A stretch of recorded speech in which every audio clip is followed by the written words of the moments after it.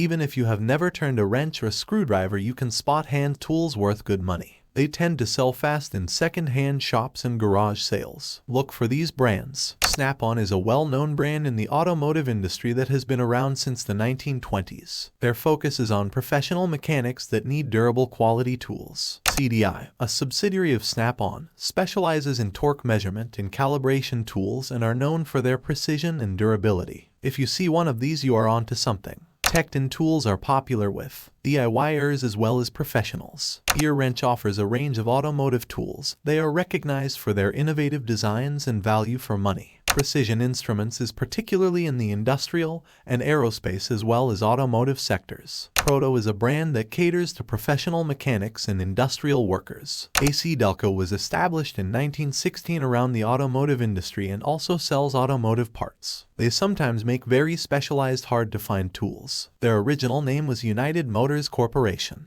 Wera is a brand that focuses on producing accurate, innovative, and ergonomic tools. And GearWrench, better known for industrial power tools, is a well-established brand that offers a wide range of industrial tools. Crescent is an established consumer brand. Matco Tools is a 70-year-old company that focuses on professionals through their distributor network. Milwaukee Hand Tools, a power tool company that also sells hand tools. Craftsmen are known for their affordability and often show up in the DIYer toolbox. Lowe's honors some Craftsman hand tool warranties. Otherwise, visit the Craftsman website or customer service at 888-331-4569. Finding unusual tools can be a game changer in online resale. This Johnson Evinrude tool is a great example. It doesn't look like much, but it does a very specific job very well. A job that is harder to impossible to without this exact tool. Thrift pricers often know about clothing and housewares. Tools isn't something that they are used to paying a lot of attention to. Insider tip.